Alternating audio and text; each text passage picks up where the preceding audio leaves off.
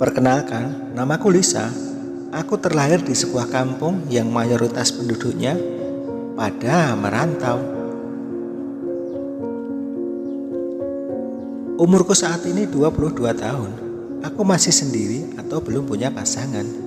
Wajahku memang pas-pasan, namun aku memiliki tubuh yang aduhai dengan kulit putih bersih. Bapakku bernama Pak Darman. Sudah sedari dulu merantau di Kalimantan. Setahun sekali baru pulang. Ibuku Bu Darsih, kerja ikut orang di sawah. Berbagai cara telah kulakukan agar aku dapat pekerjaan. Namun sampai sekarang aku masih menganggur. Bapakku menyarankan agar aku ikut ke Kalimantan dan aku akan dicarikan kerja di sana. Tapi aku yang kurang sreg dan aku tidak mau. Akhirnya aku memutuskan ikut pamanku yang ada di Jakarta. Paman sudah sedari dulu merantau di Jakarta.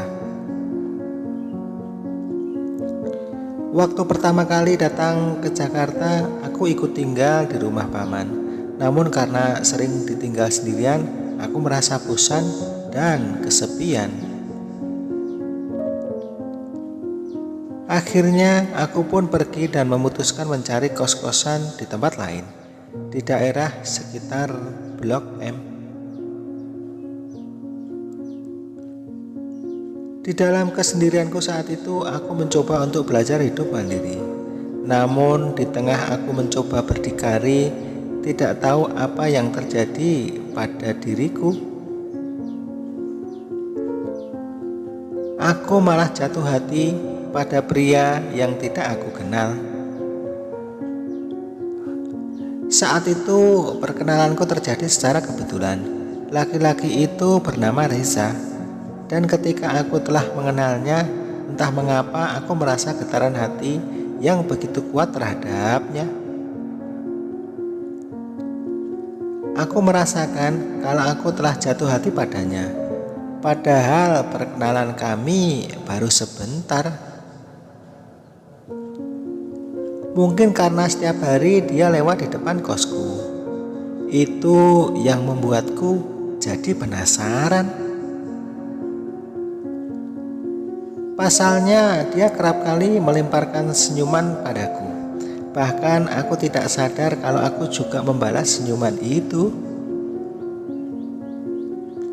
Pada suatu ketika saat aku sedang duduk di depan pintu kosku, tanpa rasa segan ataupun malu, dia langsung menghampiriku. Lalu dia berkata kalau dia pengen lebih dekat denganku, sembari langsung mengucapkan kalau dia jatuh cinta padaku. Mendengar ucapannya itu, aku jadi kelepek-kelepek dan mengangguk menerima cintanya tanpa berpikir siapa dia sebenarnya. Sejak saat itu kami pun menjalin hubungan dan kita seperti dua insan yang tengah dimabuk kebayang. Selama 2 bulan kami menjalin hubungan berjalan mulus. Tidak ada persoalan yang berarti. Namun pada suatu hari ketika aku sedang bersamanya, kulihat tiba-tiba HP dia bergetar dan ada SMS masuk. Ternyata SMS itu dari istrinya.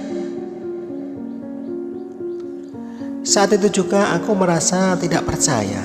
Hati ini terasa panas dengan api cemburu yang membakar. Selama ini aku dibohongi. Aku juga tidak tahu kalau dia sudah menikah. Aku pun terkejut seperti mendengar petir di siang bolong. Aku sedih, ternyata dia telah mempunyai istri. Hatiku merasa sakit yang begitu perih. Hatiku hancur, sakitnya seperti tersayat-sayat. Bagaimana aku tidak hancur? Semua yang kumiliki telah kuberikan kepadanya. Ketika aku membaca isi pesan dari istrinya itu, aku sedih. Namun aku tetap harus menerima kenyataan kalau dia telah membohongiku. Sejenak aku sadari, semua terjadi karena aku terlalu mencintainya. Akibatnya, aku telah melupakan segala impianku. Aku juga telah melupakan tujuan hidupku untuk membahagiakan orang tuaku. Kendati apa yang sudah terjadi, aku hanya bisa menangis. Menangis meratapi tragisnya nasib cintaku. Untuk menenangkan aku, dia berkali-kali mengatakan bahwa dia begitu mencintaiku. Ketika aku tanya apakah yang mengirim SMS itu istrinya, dia menjawab iya sambil menundukkan kepalanya. Lalu dia berkata kepadaku bahwa dia berjanji akan menikahiku. Saat itu pula dia memeluk erat tubuhku. Dia pun mengulangi kata-katanya lagi, bahkan yang ini lebih lembut. Aku sangat mencintaimu sayang.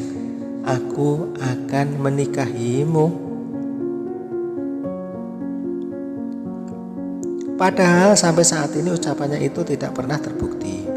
Walaupun demikian sepertinya aku gak peduli dan ambil pusing jika Reza telah mempunyai istri. Iya, aku tidak mau membohongi hatiku bahwa aku juga masih mencintainya. Aku pede dan tetap menjalin hubungan terlarang itu. Namun naluri seorang wanita, aku menyadari aku bersalah karena telah berusaha merebut suami dan kebahagiaan wanita lain. Bahkan aku sering bertanya kepada diriku sendiri, apakah aku salah bila mencintai suami orang lain? Rasa bersalah itu selalu berkecamuk di dalam hatiku. Bahkan aku tidak bisa lagi membedakan mana logika dan mana perasaan. Tetapi aku juga akan tersiksa batin bila harus melupakan dan melepaskannya.